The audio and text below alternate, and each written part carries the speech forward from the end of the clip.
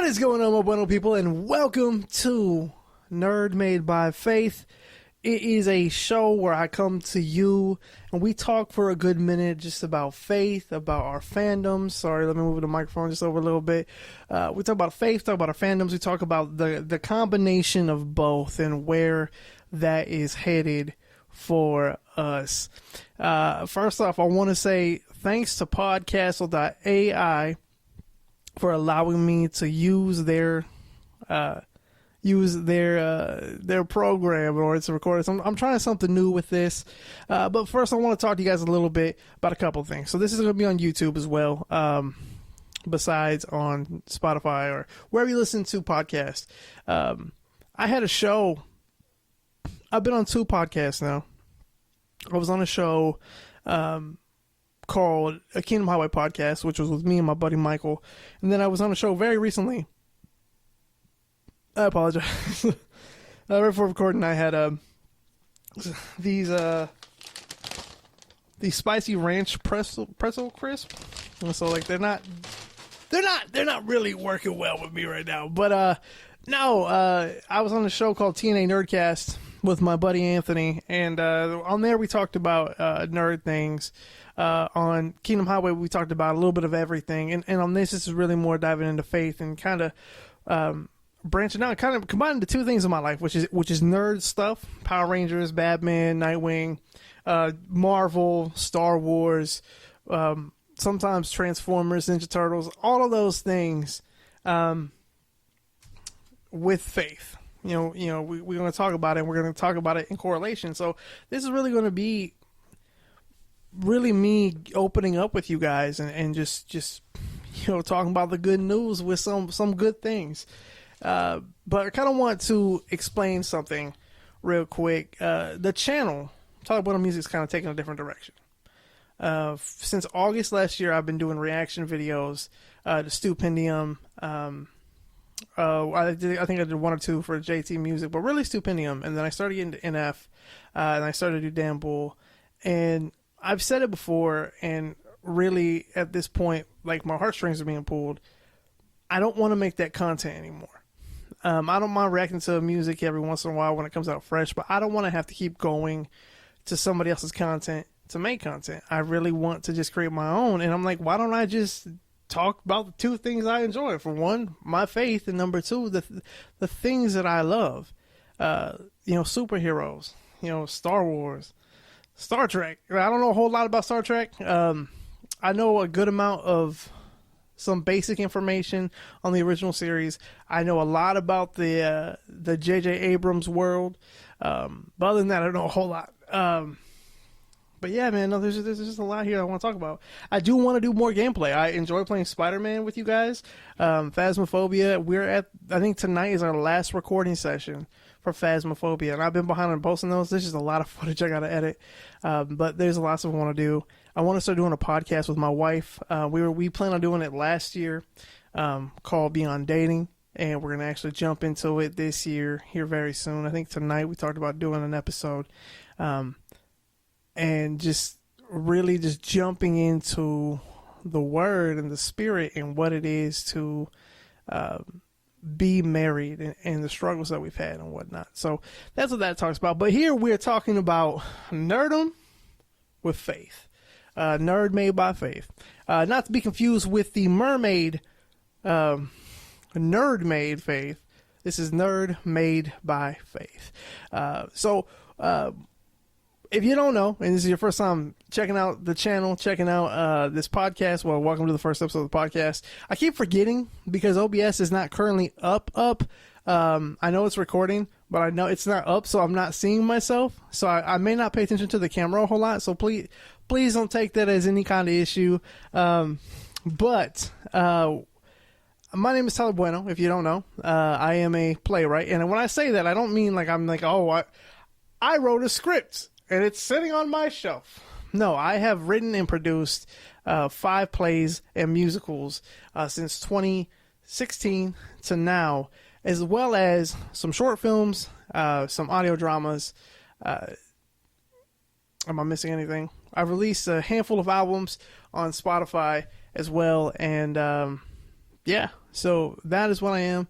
I am a nerd, a content creator, an artist, and I do it all because of God. I say half the time when I write songs, I don't write them. God writes them through me. So, yeah, and the same thing with shows. When I write a musical, that's what happens. And we'll talk about that too. We have a show that starts on the 10th, on Monday. We start rehearsals for that, so I'm very excited for that. But anyways, let's get into it. When we talk about faith, man, faith has a very negative look anymore in the world that we live in. People assume that if you're a Christian, you are very judgmental. If you're a Christian, you don't understand. If you're Christian, you're the enemy. And to me, man, that is a perception of an older time. They're, like the world.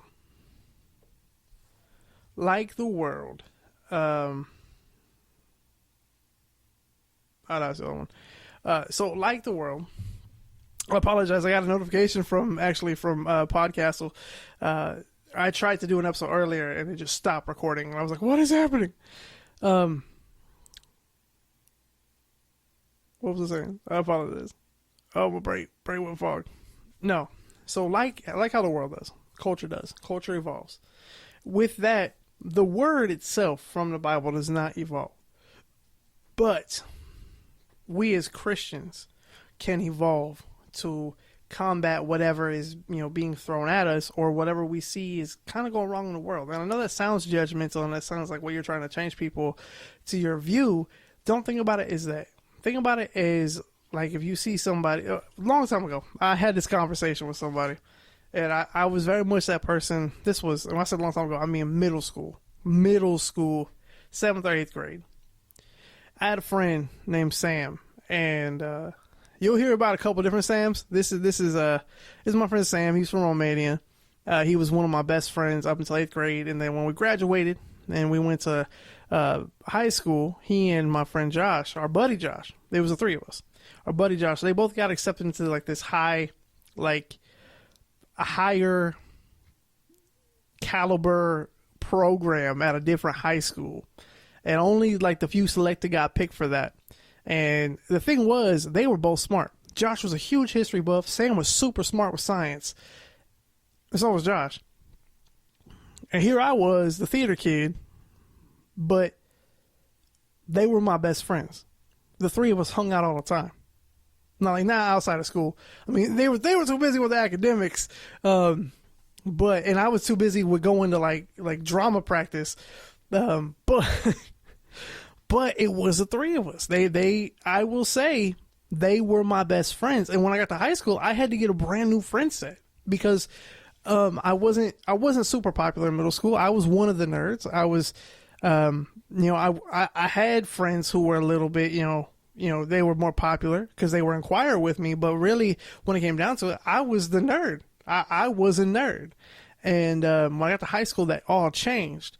Whenever I stayed a nerd. I never changed myself. And actually, in high school, my love for things came out more than what it did in middle school. Because from elementary to middle school, I hid the fact that I loved Power Rangers. I hid the fact that I loved this or that because it was not okay. It was not okay to like those things. I'm sorry, I got on a tangent. I'm going to go back to where I was going. So anyways, when I got to high school, I became more, out and open about it. Man, I love Power Rangers. When I got to college, I love Power Rangers. I don't care who knows. Don't care who knows. Until I met my wife, and when she came into my room for the first time, she saw all these, the displays of the Zords and whatnot, and I was so nervous. She's like, this is so cool. I hate Power Rangers, but this is cool. She's come around quite a bit since then. She enjoys it to a point. But going back to Sam, I don't remember what the point of the conversation was at the time, what we were talking about, but I know what Sam said. He said, if you see a man walk into a hole, are you not going to warn him? And I remember saying, Sam, I could warn him, but he's still going to fall in that hole. And he's like, okay, then you're going to intervene. I said, I already warned him, right? That was my mentality. my mentality was, hey, yo, you know you going to hell, right? All right, see you. And like bounce. And Sam was trying to tell me, no, dude, don't be doing that. Like if they're not getting it, go help them.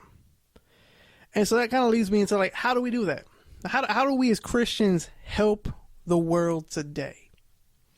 You know, back in the day, it was very much like we go to church, we sing hymnals, you know, we open up the hymnal. Open up the Psalms 82 verse 18. Arise, O God, judge the earth, for thou shalt inherit all nations. It's not a great one to start on, in my opinion, but that's how it would feel, right? My wife and I talk about this a lot. Like, that's what kind of got her turned off church for a while there too, was just the way things were done in the past. It was very much you know, fire and brimstone, you're going to hell, feel bad about yourself because you aren't good enough for the glory of God, but God saved you anyways. It's very much a guilt trip, right? And so there's a stigma about faith. There's a stigma about how we handle it. And this new generation of Christian, I call it new generation of Christian because we are getting into a new mindset. We are thinking outside the box. My wife, Serena, her adopted father, we just went down. My bad. We back in May, we went down to Georgia, where she's from. Do not make that joke. But we went down there to go visit her adopted father and her adopted brother. No relation to either one of them. It's more of like this man, Bruce, he was her neighbor when she was little, and he kind of stepped in as the father figure for her, made sure she was taken care of and whatnot because her dad passed away when she was younger. And so he's always been her dad. Her brother, who may or may not be listening to this, I don't know, is kind of like that spiritual brother, you know, that one that you meet that you just cling on to. That is who this is. So when I refer to her brother and her father, that is who I mean. So when we go down to visit them, and we're visiting her dad. And as we're leaving, before we leave, we're doing all these like mind boggle things. Like he works in one of the prisons down there, and when he talks to the inmates, he has them do, you know, like some brain teasers. And there was one called Think Outside the Box. And you've got it. There's three rows of dots. So there's 1, 2, 3, 1, 2, 3, 1, 2, 3. And you got to learn how to connect, or that, I think it's that number of dots. You got to connect all the dots without picking up the pencil. How do you do that? And there's a way to do it. I've seen it before, and I was like, oh, how do you do that? Whatever. Anyways, it's called Think Outside the Box. So we're leaving. And as we're leaving, head back here, we get a text from her dad saying, really think about moving down here. Think outside the box when it comes to that. And so that's really what I want to get into today, really, is that mindset of thinking outside the box. And I know what you're thinking, Tyler, what does that have to do? We're 13 minutes into this conversation and we're just not getting to the lesson. I understand I talk a lot. Don't worry about it. But what does that have to do with what we're talking about today? Totally get it. Thinking outside of the box. Man, let me make sure this is where I want to go, because I really want to jump into this book with you guys. I want to make sure that this is going to hit on the right spot.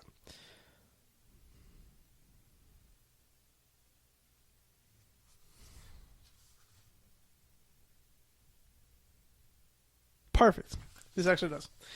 It goes a different little route than what I want, but it'll work. So what we're going to do, actually, so there's a book, because we're here to talk about nerd and faith. And there's a book that does that perfectly. It's a book by Paul Kent called The Real Force, a 40-day devotional. I've started it. I've not been able to finish it because like most people who are new to their faith, or struggle with their faith, they go in and out, you know? And so when I got this book, I was very, very much like, I'm going to read it. And then falter. And so I'm in a season now, real quick. I'm in a season where I'm like, I want to shower myself with the word. I want to just know everything I can about it. I am so happy and gung ho about it. And so that's why I want to go on this journey with you guys, man. I want to talk about a couple of things. So these might be longer episodes, but So we're just going to go ahead and jump ahead. This is day one. I'm going to jump around a little bit with it. But this one's called Dust and Stars. And it starts with luminous beings we are. Not this crude matter. And that's Yoda from The Empire Strikes Back. Paul goes on to say, as planets go, Tatooine was nothing special. Its most famous native, Luke Skywalker, said as much to the newly arrived C-3PO, whose first impression was of this desolate... I can't read. Whose first impression was of desolation. If there is a bright center to the universe, you're on the planet furthest from, Luke said. Tatooine's landscape featured primarily sand and rock, with the occasional bleached-out skeleton to break up the monotony. In the heat of the planet's twin suns, people like Luke and his uncle, Owen Lars, were forced to wring whatever water they could out of the atmosphere. Moisture bombers, right? We're going to skip a little bit ahead, because he talks a little bit about, having issues filming in Tanzania and having to go to Abu Dhabi instead when it came to Force Awakens. Here we go. So, ruled by the likes of Jabba the Hutt, rife with gambling and violence, Tatooine was, as some of them say, to be recognized for our brilliance or beauty of power, but we are literally dust. The Lord God formed a man from dust on the ground. For dust you are, and dust you will return. Both those are in Genesis.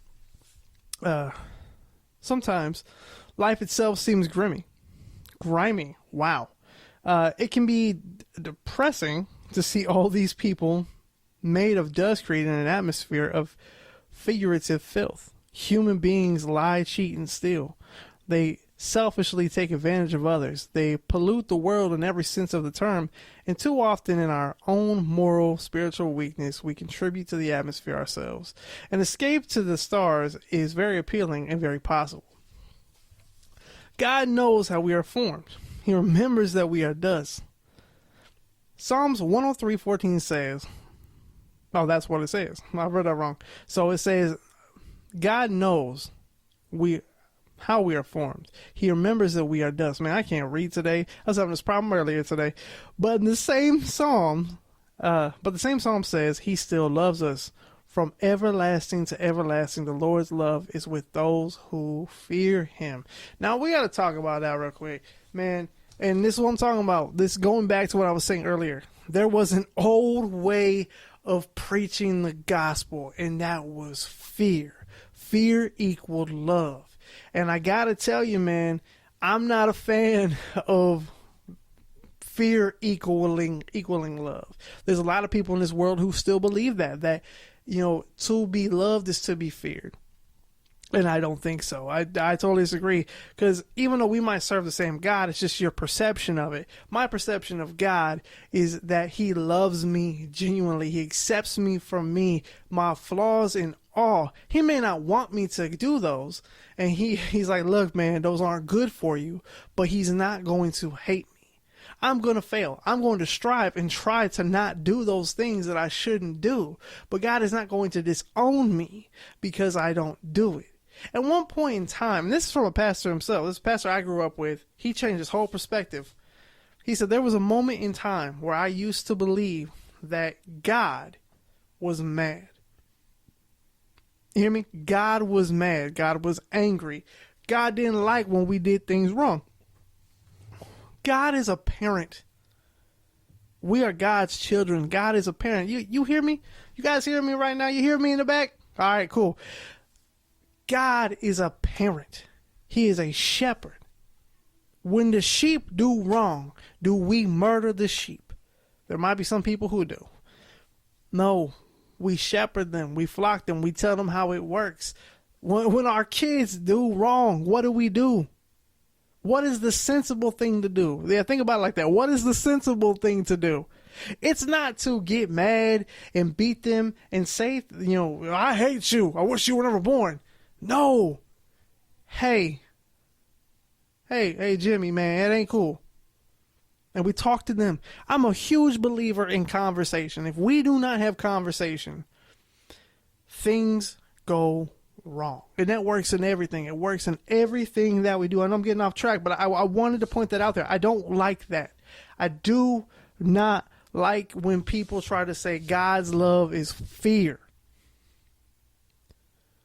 I love God because I know what he can do. I love God because he has healed me. I love God because he has a plan for me. Not because I'm afraid of him. I am afraid because he can do what he wants to do. But there are so many times in the Bible where we see more times than not where he loves us so much that he sent his son for us. People say, yeah, but he also flooded the earth. Okay? But what did he do? He said, yo, Noah, build that ark, bro. All right, yo, no problem. All right. Man picked a drunk to build that ark. When Abraham went to go sacrifice Isaac, God was like, hold on, wait, hold on. You ain't killing that boy. No. Abraham, look, we have to have a sacrifice. I get it, but here's a lamb. Okay? All right. It's things like that. And this is what we'll kind of get into further on too. Is like taking examples from superhero movies or comics or whatever, and be like, there you go, there's an example right there, type of thing. But I just want to put it in there because I've never been a huge fan of the term when you put love is fear. I know that's in the Bible. I know it's an interpretation of the Bible. It's just one that I don't care for. It's also Old Testament. And I'm also a strong believer too that there are things in the Old Testament that we still look back on, like in our history. Look back at our history and we're like, this is what was said. But with Jesus, we live in the New Testament, and I think people try to argue that all the time. So we have to look at that. In my opinion, that's just my opinion. Where are we at? Okay. 2 verses further on, we see that the Lord has established his throne in heaven. Psalms 103:19. And through Jesus, God welcomes all of us to join him there. So there we go. So even though it says it first, the Lord's love is with those who fear him, he also says that through Jesus, you can join me. And what is Jesus, man? We see Jesus' acts all through the New Testament and what he does. And that man shows so much love and compassion to every single person he met. Yeah, was he frustrated? Yeah, did he get mad in the temple? Of course he did. He was only human, but he was the perfect human. He was the perfect human and showed the true love of God. Like that is the thing. And we're going to talk about it too, because we're talking about Star Wars, and there's a lot of connections, I believe, between Star Wars and Christianity, and I've always loved it. Let's continue there though. Tatooine was dusty and disreputable. I'm sorry. I'm like disrespectful. A lot like we can be. But Tatooine was also home to heroes and a place of relationships that changed lives, an entire galaxy. God sees the potential in each of us, and this is what I'm talking about, thinking outside the box, as we obey him and work out our salvation with fear and trembling. I'm not a fan of those words, man. I know what you're saying, but we got to find a different way to say that. We can become blameless and pure children of God without fault in a wrapped and crooked generation, and then we will shine among them like the stars in the sky. Those who are wise will shine like the brightness in the heavens, and those who lead many to righteousness like the stars forever and ever. So what I want to get from that, because I know it's like, wait a minute, so now you're contradicting yourself. I believe in what it's saying.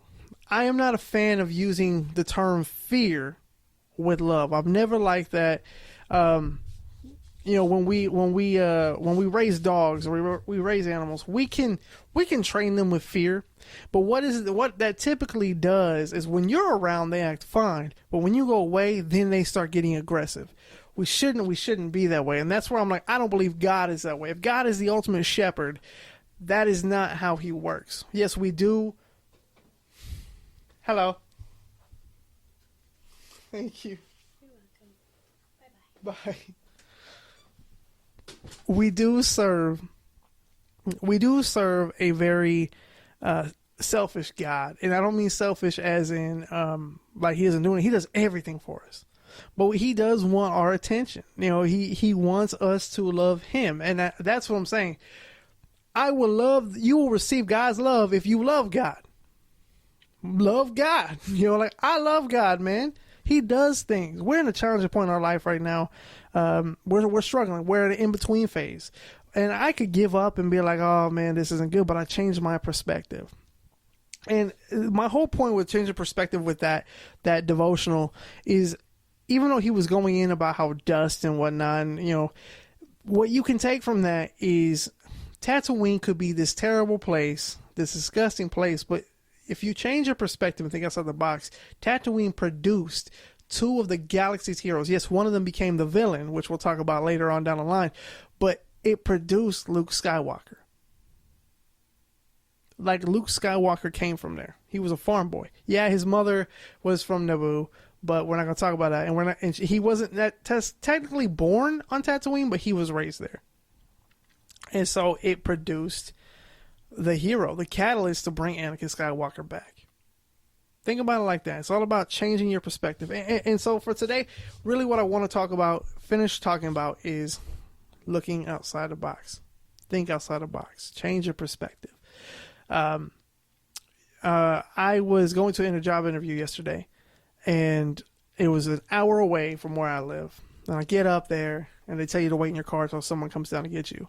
I do that, and as soon, I say about maybe 10 minutes after I get there, a lady comes out and says, how can I help you? I said, I've got an interview today. She says, are you sure? I said, yeah. It was on Indeed. They said to come here. Oh, let me go look. Goes away 15 more minutes, and I'm sitting there, and I'm like, I could be mad. I drove an hour away, to get here, and there's no interview set up when there should have been.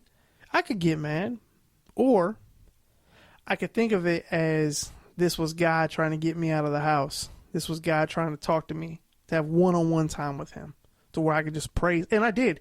I listened to Jeremy Camp and Mercy Me all the way up and back. I just praised God the whole time. So if I don't get that job, the interview did happen, by the way. It did happen. But I wasn't going to let it get me mad. I was going to be like, this is just not where I'm meant to be. This journey was supposed to be for something else, and this is what it was. And so it's all about thinking outside the box. We look at Star Wars, and the Jedi were very, very, very, very much self-righteous. They're very much the way Christians are portrayed, the way Christians were at one point in time. And I hate to say it, there are still Christians out there to this day that still act holier than thou, that they are the righteous ones, that they are the ones who don't do anything wrong. That is not how we reach people and bring people to God. We bring people to God through, just trusting each other. I remember, I'm jumping around and I apologize. I remember Lecrae talking about how this guy from an outreach program came to him before he got saved. And all the dude did was sit there and watch Boys in the Hood with him. And he said that the fact this white dude came to my house, watched Boys in the Hood with me, didn't bother me about God or anything. Told me that, okay, I'm gonna listen to what he has to say. And that is how Lecrae got saved. I mean, there's more to it than that. But that's the thing. Like, I want to be a change. I want to help people think outside the box when it comes to faith, because again, we do have those people who are very much in the old ways of the church, and that is what the world sees, because that is what, in our terms, that's what the enemy is telling them. Like, oh, that guy, he's a Christian. You can't trust him. He's a bad dude. That guy, oh, y'all, he knows Jesus. We can't be having that. And so we've got this civil war going on between people. We don't have like an actual war, but man, there's civil war going on. There are people getting mad at people for things that are being said. Like, we are so defensive on everything that we're attacking each other because we have a difference of opinion. Man, I've been a Christian my whole life, but I've been saved since I was 24. Fully saved. I could say this was my true testimony. I think at one point in time I was like, oh no, I got saved here. I didn't. I legit got saved when I was 24. My own choice. Me understanding that I wanted a relationship with Christ. That is what I wanted. And I've had a very, very, very hard time since I've been saved. You know, staying loyal, staying faithful to what he's been wanting me to do. But through this season of my life, this season right now is a season of me having to think outside the box, because I can't think the way I've been thinking, which is, oh man, money, you know, oh shoot, this, and this. God is telling me, hey, you need to do this. And I'm listening. It was this car ride that I was talking about where I came up with the idea for Nerd by Faith. Nerd Made by Faith. Like, God spoke to me in the car and was like, Nerd Made by Faith. Do something. So here I am. But it's stuff like that, man. Like Tatooine, we all know it is this dumpster. But is it a dumpster? Or did it home the hero of the galaxy? You know, think about that. Think about your perspectives. Think about it. But, yeah, this is more freeform for me. But I'm going to keep doing this, man. This felt good to me. Allow me to get stuff out. Let me know in the comments below how you feel about it, man. If you're new here, subscribe. I'm very much happy to have you as a Bueno person. And this is really where we're headed, man. We're headed to these open conversations, these reading books and talking about it. I'm still going to be doing Spider-Man gameplays. We got a few Phasmo videos coming out still. I'll do a reaction here and there, but I cannot make it my full thing. I won't. My spirit's dying every single time I have to do it. And I just want to be positive. I really do. So I'm going to leave you with this. Think outside the box when it comes to different people's opinions, different people's truths, to your own personal battles, whatever you're going through. But I'm gonna end with a prayer, and then we're going to get out of here. But I just want to say, Father God, now we come to you today because we're either lost or we're just not sure what we're doing. When it comes to our faith, when it comes to our career, when it comes to our marriage, when it comes to anything that we're doing, we don't know. And we're so stuck in the monotony of the world and just stuck with the same mentality that we want to think outside the box. We want to do what it is that you are asking us to do that we think is the impossible. Lord, I just ask you give us the strength. And whoever's listening to this today that needs it, Lord, go into their life. Show them that you are there for them. That whatever they need, you will supply it. It may not be the way that they want it, but it will be what they need. God, I just thank you for this opportunity today to talk about your word, about Paul Kent and his book about Star Wars and faith, and just having this medium to reach people. In your name I pray, amen. Guys, I hope you have a fantastic rest of your day. It's 4th of July. I know the day's almost over, but the fireworks should be coming out soon. It's 5:57 here Central Time. So just go spend time with your family. Have a good rest of your day, and I'll see you guys tomorrow.